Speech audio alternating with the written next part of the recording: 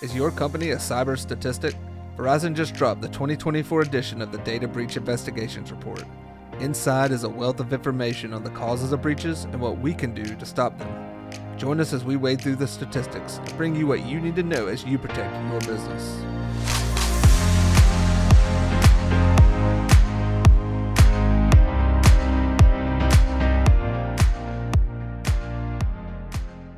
Hey everyone, welcome to Off the Wire, the podcast that helps you curb your cybersecurity risk and tackle your technology challenges. I'm your host, Anthony Kent, and I'm joined with Tanner Greer.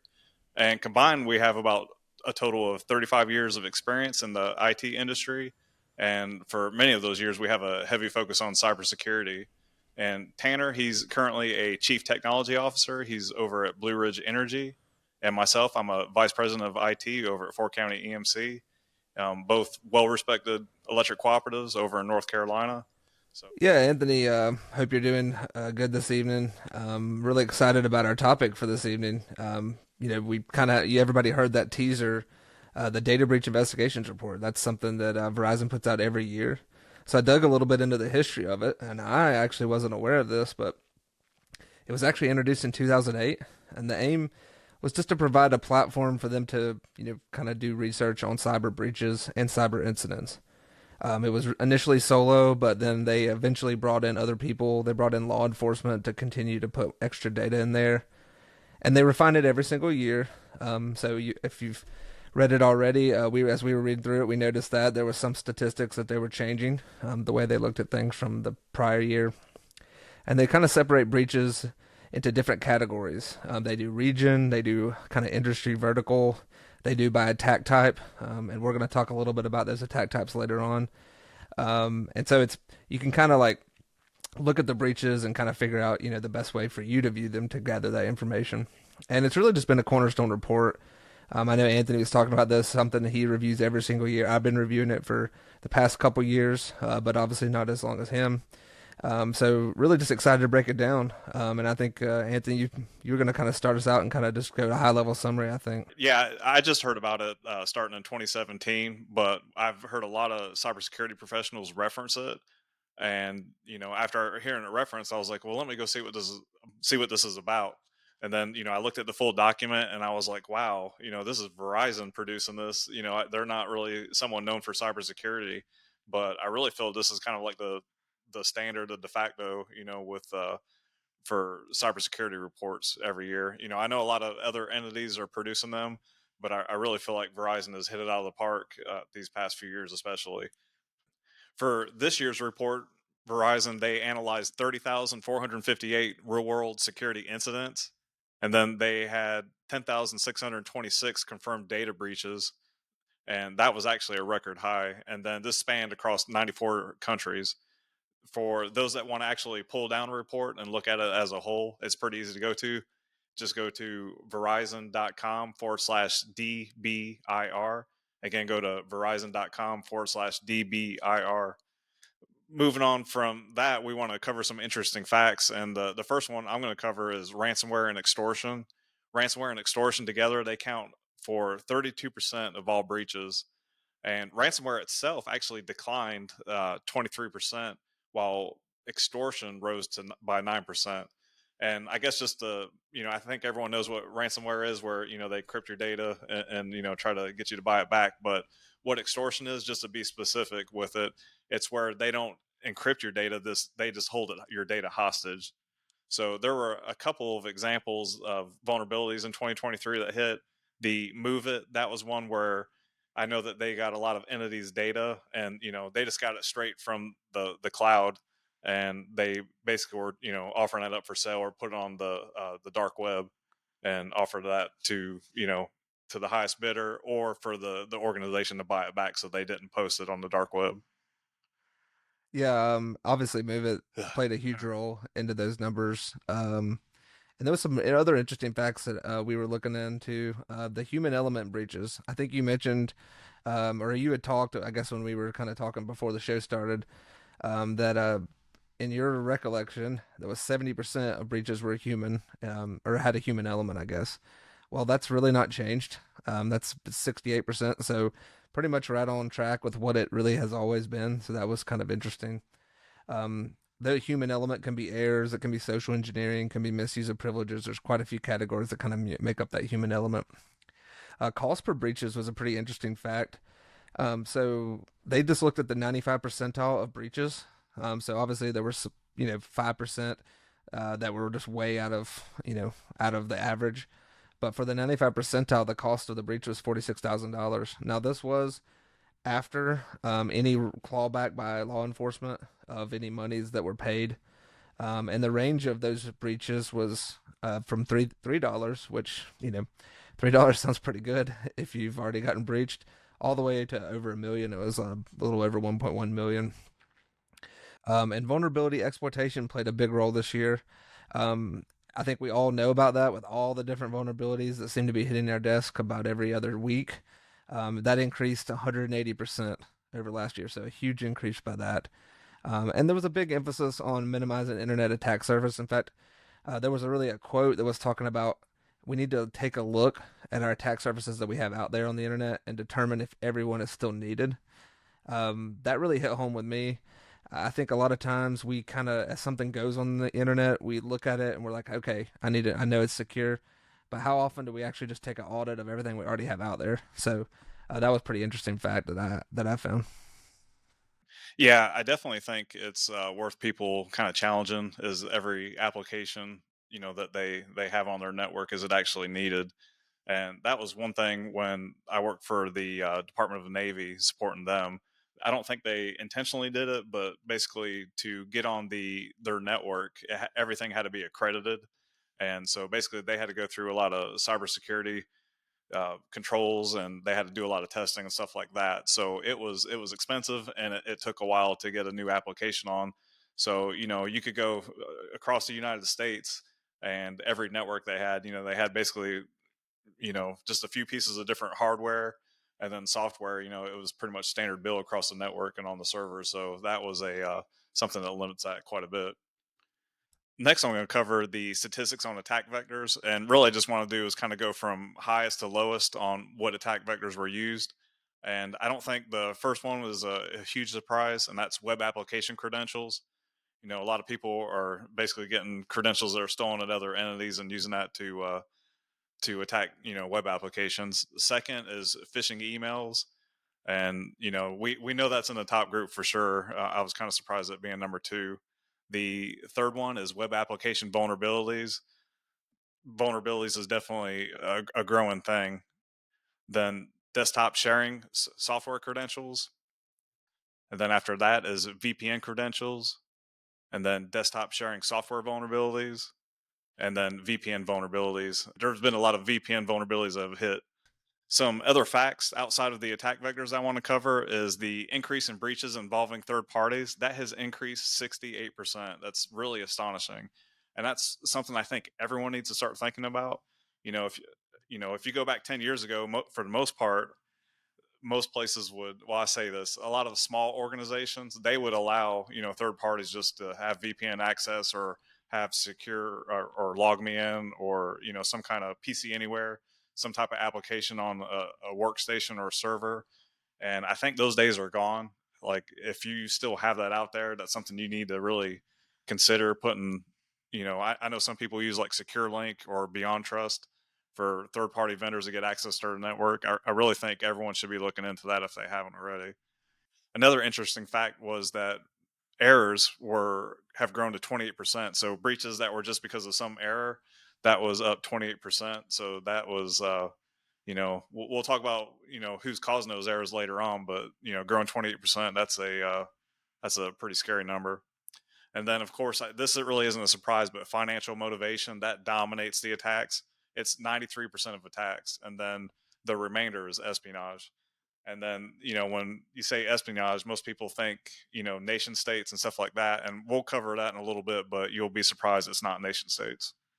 Yeah, I always think of that. I guess maybe from reading too many books or seeing too many movies, but you always think. I guess when people are attacking you, they're out to like steal your data to, to do something kind of insidious with it or whatever. But in reality, most of the time they just want money. They don't really care what's in the data, as long as it can make them some sort of, give them some sort of financial gain. So yeah, we're going to break down some of the different attack patterns. I talked to that about Verizon kind of breaking things down into different categories, and they break it down in basically three different ways. We're going to focus on the attack patterns tonight, but if you read the full report, you can view the other two ways they broke it down.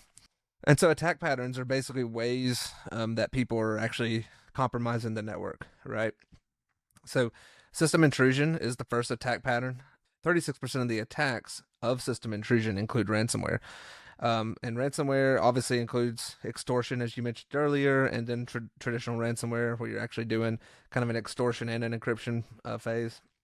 One thing I thought was pretty interesting is ransom was actually calculated, or they averaged it out, and it was about 1.34% of the company's revenue.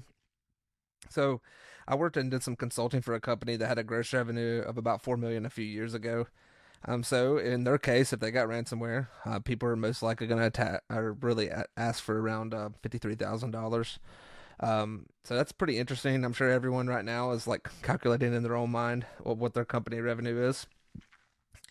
And pretty something I'm pretty proud of is that North Carolina became the first state to prohibit state agencies from actually paying ransom, and they actually went a little bit further, from actually negotiating with the people that were trying to get the ransom. So I think several other states maybe have already done this now since then, and there's several states that maybe are looking at it. But I think that's something you're going to see not only from public agencies but also from private companies as well. Yeah, that's something I wish that I'll say this: the North Carolina local government, they still are getting attacked. And if those attackers would do a little research, they would realize that they're not going to get anything out of that.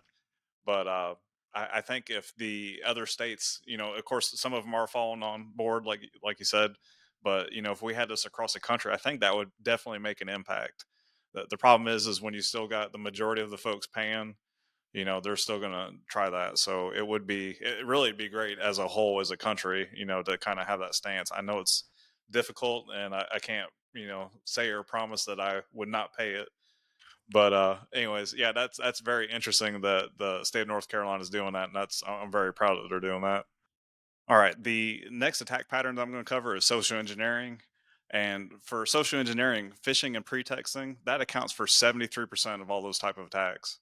And then, everyone kind of knows what phishing is, but pretexting, I wanted to look that up just to make sure I had a clear answer. And that's kind of where they do a social engineering attack, but they'll either they'll fabricate some scenario, or they'll pretend to be someone that there aren't. A lot of times you'll see that they'll pretend they're IT support, and try to get you to get access on a workstation or something like that. A big example of this is the MGM breach. So for that one, attackers, they used LinkedIn to identify current employees, and they began impersonating them, and they called the MGM help desk. And it was really I think it took about a 10-minute call to convince the help desk to give them credentials. And once they got the credentials from the help desk, they were able to infiltrate the network, and the rest is history. For social engineering, the core tactic is just, people natively, they want to trust each other. And honestly, I don't know how the world would function if we didn't trust each other. So it's something that they really pry on. And unfortunately, it does work, because we all want to trust each other. The average financial cost for social engineering is $50,000.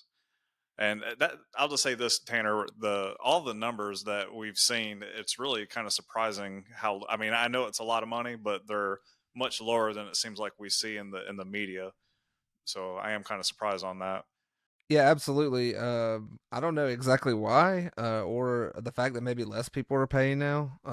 So just the amount of people that are paying is much less, so the average is down. But I did think that was interesting. It was just across the board, it was less than I expected. For social engineering, and we had an incident I'll talk about in a little bit. But the best thing you can do is immediately, get a hold of the law enforcement and get them involved. They can make a huge difference on how much you recover, or getting the recovery of the funds. And in half of all cases, 79% of the money is recovered. So anyways, you want to get them involved quite a bit. There is a glimmer of hope, from this year's report, and that is education is working. So we need to keep educating our employees.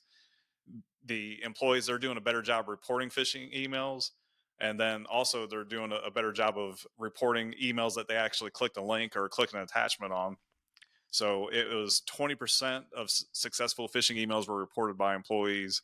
And I'll say this, at our cooperative, we've been, working with No before, and, using that with the employees, and also just doing some other things to incentivize it.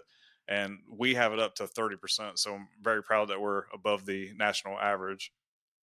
Yeah, user education is just so key. So the third attack vector there is basic web application attacks, and these have been a little bit down, just because we're actually getting a little bit better in this area. These are typically performed against unprotected or poorly protected web servers, and hopefully nobody is doing this, but obviously there's some still out there putting out poorly protected web servers on the internet. Still pretty much mainly financial in nature. Still, espionage is a little higher in this category, but it's typically attacks based on default passwords or easy to guess passwords or reuse passwords. Obviously, as human beings, you talked about the human element. We're really prone to using passwords over and over. This category is where you see a lot more brute force attacks. Obviously, as you're hitting a web server trying to log in.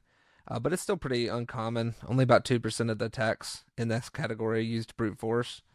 Mostly because there's a lot of ways to protect against that. Multi-factor authentication, of course, much longer passwords that people are typically implementing these days.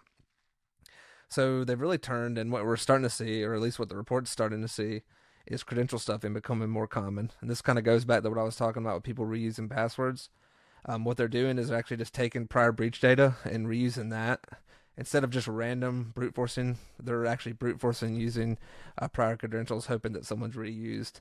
And probably going to see that grow as there's more and more breaches. And obviously, that's become a little more effective than just using random passwords.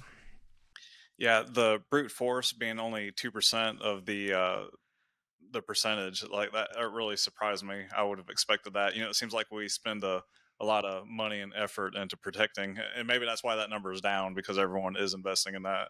But I found that a very interesting stat. And next, we'll cover the famous of all attack vectors, and that's miscellaneous errors. People basically messing up. So the first one in this category is misdelivery, and that's just simply where someone tries to send someone something and they send it to the wrong person. And I hate to say this, but that's actually just happened to me recently. And it really wasn't the wrong person. I was trying to send something to an individual, and I end up sending it to a whole listserv. And anyway, so that can happen. So I'll just say this: be very mindful when you're sending stuff, and try not to multitask, especially if you're dealing with documents or and stuff of importance. So that one bit me on the butt recently. The next item is misconfiguration. So technology not configured securely. That's actually been a downward trend these last 3 years, and software is just more secure by default. And then I'll say this: a lot of applications, you think of like Microsoft 365, they have a lot of tools that help you secure their product. And then I know like our basically our help desk software that we use to manage servers and workstations, and it also does like a ticketing system. Like we get alerts if stuff is misconfigured, or there needs to be changes made to help secure that product. So I do think a lot of applications, they're looking, and they have a better focus in security. So that has helped as well. And the next one in miscellaneous errors is classification errors or publication errors, just simple mistakes. And then also disposal of sensitive information in the wrong way. So, people have these old workstations, old iPads, laptops, are they just giving it out to the old employee, or, are they donating it without wiping it? There's a lot of ways that can happen. And it's not even necessarily that. It could be just documents that are printed. Are you printing sensitive information? Are you ensuring it's going to a shred bin? Are you watching it get shredded? There's a lot of opportunity for disposal to be captured, that data to be captured. So you really need to make sure that you're disposing of stuff properly. And then this is really the one that I was surprised the most with, and that's just end users. They account for 87% of errors, and that's really not the one that I'm surprised at. It's this next one: 11% are from system administrators.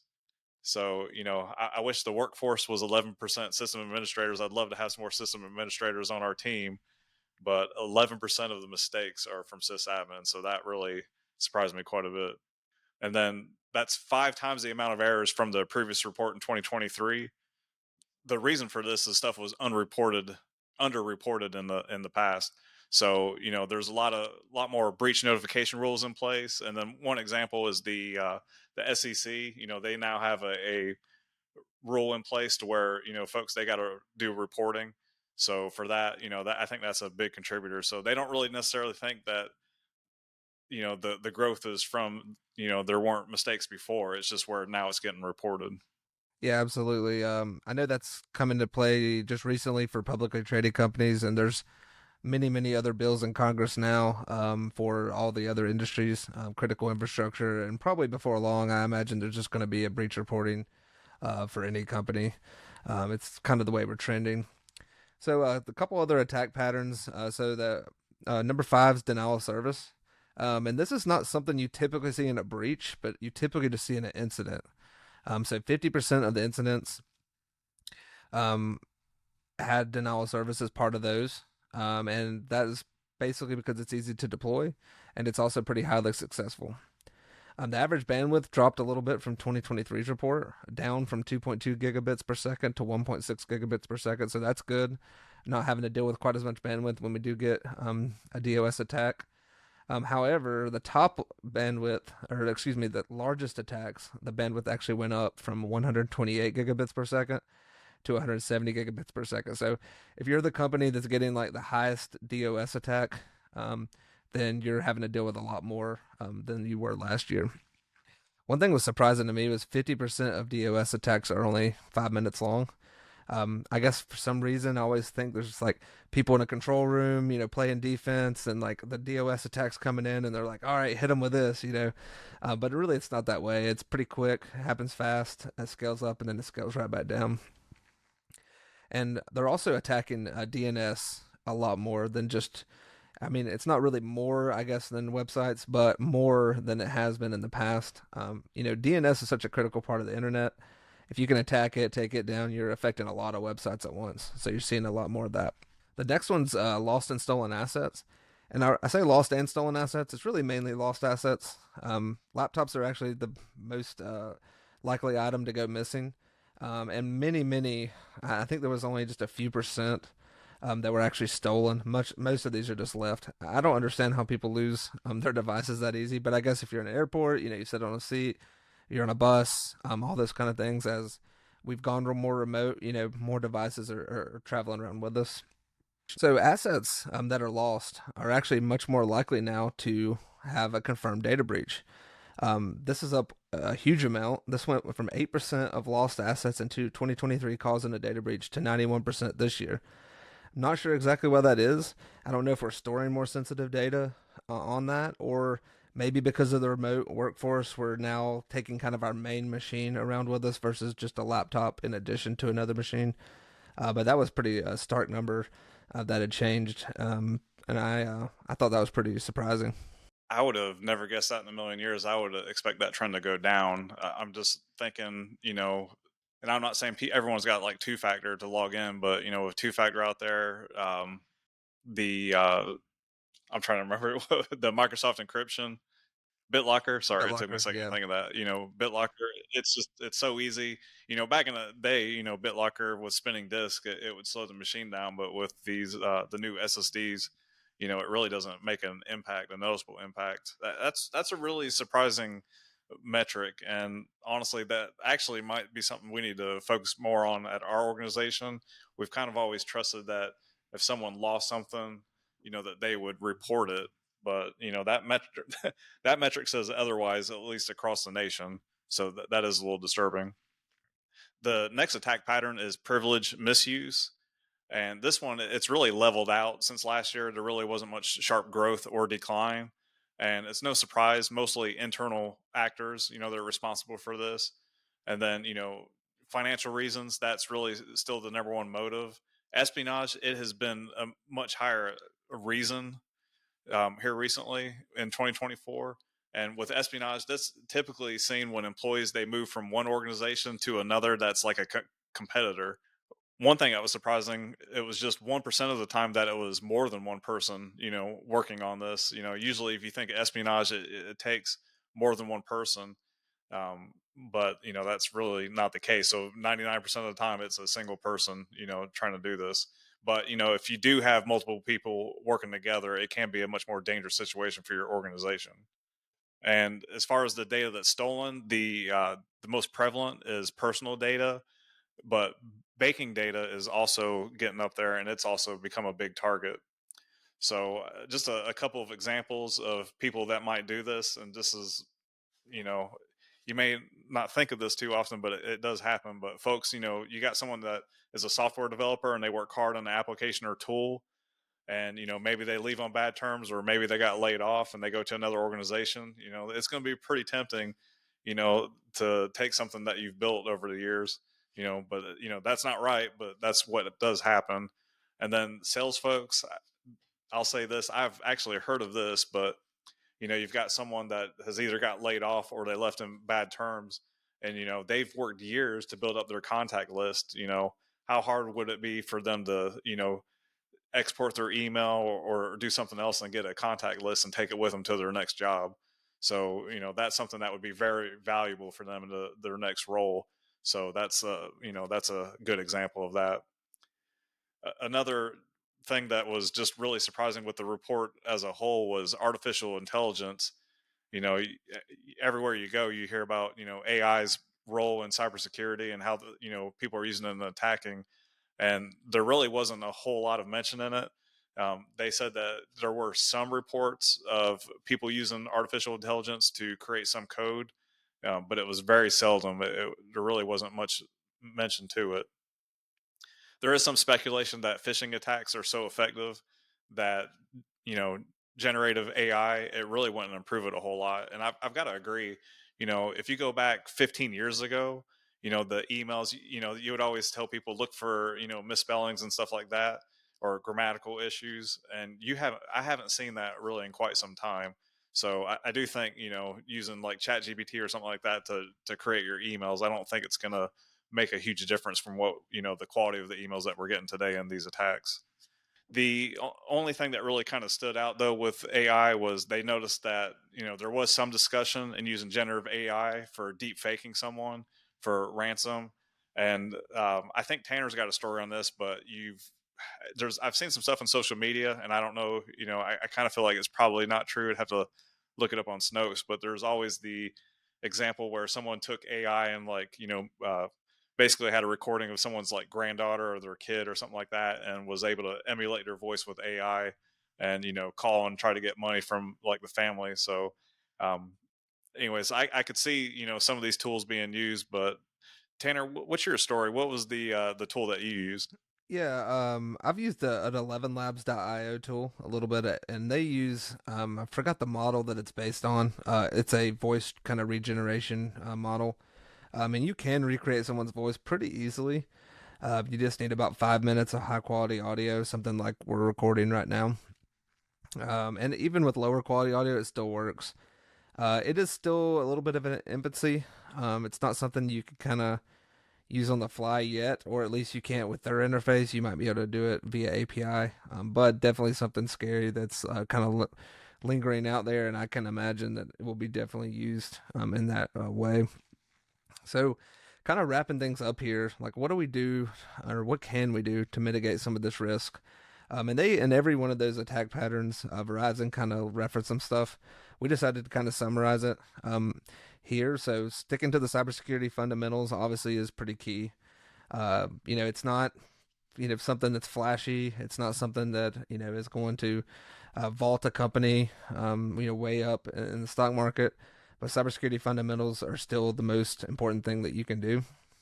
Things like updating and patching systems. We need to make it a priority. They found that 50% of critical vulnerabilities are still not patched by the 60-day mark after they come out. And really, Verizon pretty much said this is not cutting it. In fact, even scarier than that is even a year after a critical vulnerability comes out, only there's still 8% of companies that still have it patched. So that's something that obviously we're working on, and I think really everybody needs to be working on. Continuing to leverage multi-factor in every way. That helps a lot of those like brute force types attacks. We need to continue to train employees. Anthony mentioned this, and I think really even our key employees maybe need to be trained even more. Our HR employees, our IT employees, people with financial permissions, anyone that can write a check or can change a direct deposit or anything like that, is people that need extra additional training. If you do have DOS issues, and most companies that have DOS issues know about it, they have a really, really big web presence, but obviously you need to set up protection for those, which can be done via many companies. Your ISP even potentially has some of that. Device hardening, that's something that we need to have in place, and this needs to include lockout policies and remote wipe capabilities in the case that something is lost or stolen. And we need to have a least access game. It needs to be on point. We need to only be giving permissions to those who need it, and we need to have a robust strategy around granting and revoking privileges. This is something we've been working on a lot, is that especially as someone changes job roles, and this really includes myself, as I got promoted into my most recent role. I really went back and started thinking about, do I need some of these admin permissions that I had carried over through some of my more technical roles? And we actually removed those, and everybody needs to be doing that. And one thing that they really mentioned, and really I thought was pretty awesome, is for every situation that they broke down, they referenced the CIS controls that can help you in that regard. So highly encourage you to read the entire article, or at least reference those CIS controls from every section. Also, highly encourage you to listen to the episode that Anthony did before I joined, talking about CIS, what a membership can do for you. It's very inexpensive. It provides you some of those hardening guides, and it also provides you access to not only see the model, but to kind of track yourself against the model. And really, Verizon references the CIS model in every part of this report. So making sure you have a cyber framework in place and you're following it, you know where you're at, and you know where you're headed and how you're improving, is really some of the most, the best things that you can do to help yourself against some of these attack vectors. All right. Well, that was our take on the Verizon 2024 Data Breach Investigations Report. I hope you enjoyed it. And just a quick reminder, make sure you subscribe to the podcast for more cybersecurity and technology insights. And you can find us on Apple and Spotify. And I think we're really on every podcast app. I did have someone reach out to me and ask us to put them on, I think it was Pocket Cast, and we got that added. So if there is a podcast app that you use, reach out and we can be sure to get it added. And then also, we've got a new website. It's offthewirepodcast.com. And then also on social media, you can find us on YouTube, X, Facebook, and LinkedIn. And then again, if you want to download this report, just go to verizon.com/DBIR. Again, that's verizon.com/DBIR for the full report. And going forward, we plan on releasing a podcast every other Monday. So we'll be doing that before 8 a.m. so everyone can listen to it on their way to work. And just be sure to join us next time. We really appreciate it. With that said, we appreciate everyone listening or watching, and we'll see you next time. Thank you. Bye.